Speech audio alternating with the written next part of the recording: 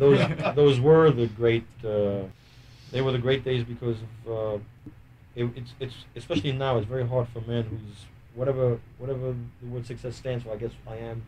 I guess not. I guess, but I assume that people think of me as a successful person.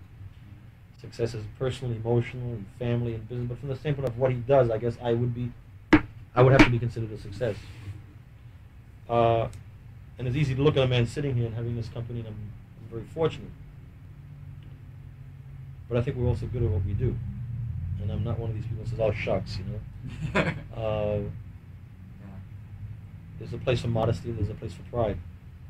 In the early days, as well as now, there was always one thing that's remained the same. My basic principles about who I am and what we do and how we do it.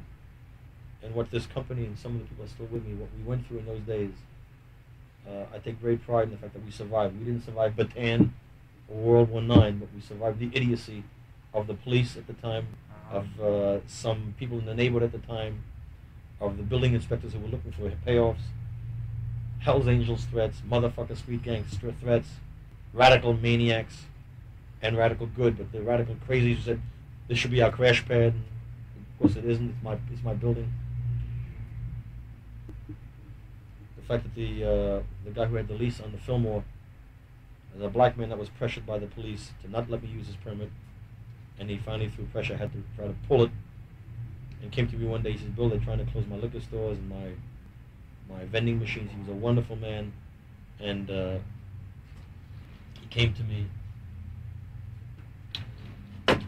and said, "Finally, Bill, they're pressuring me, and I have to take my permit away." And I said, "Look, I've lost 2 permit hearings already.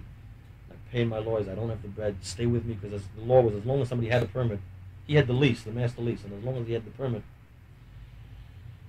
I could continue to fight these losses with the permit appeals people. Five guys, average age 93, who didn't even know what rock and roll was all about. And he went through 2 permit hearings with me, and he said, finally, one day he came to my office, and he said, "Bill, I can't do anything. I have to pull my permit." I said, "Well, then I'm lost, because without your permit I can't run, but I have a 3rd appeal going." And I went home and I told my wife, we've given it a run for the money, because if Mr. Sullivan is Charles Sullivan, who's a fine black man who had the permit. He said they're pressuring him. And anyway, the next morning I went to work, and I must tell you this so you'll have some idea of the foundation of this company. The next morning I went to work at 9, 10 o'clock to pack my things up. And I get to the Fillmore, and this man that I left the day before, a gentleman, big 6'5" guy, suit and tie. I came to work the next morning at 9 in the morning. And he was sitting on the steps of the Fillmore with the same suit, tied to the side, and he was just sitting there. He'd been up all night, obviously, with a newspaper under his arm. And he says, "I have to talk to you." And we go up to the office. I said, "Yes, Charles." And he just starts blabbing about who he was. And he's choking. You can't be who somebody else is. But very emotionally, he starts telling me about his ghetto life, that he was born in the streets of New Orleans and unwed parents, and he lived the street life, and then he worked his way up to Detroit and worked on one assembly line to another and saved some money. He got married and came to California and opened up a laundromat, opened up a little liquor store, did a vending machine, opened up a club, and was always ethical, was a respected member of the community, and tried to bring his family up properly. And now he's hit with this. And he said, they pressured me. It's my life's work that they're threatening me because they don't want the psychedelic rock and roll. He says, "You've been straight with me, Bill, and I didn't know what to do. So yesterday they pressured me, and I went home last night. I talked to Fanny. Fanny and I sat up all night.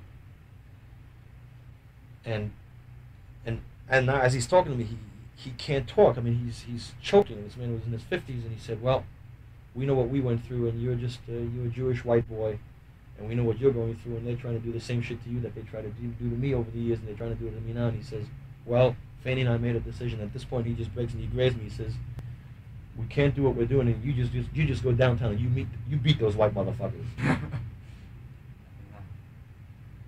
The man didn't pull his permit. We fought them. We beat them the 3rd time around. We got our permit.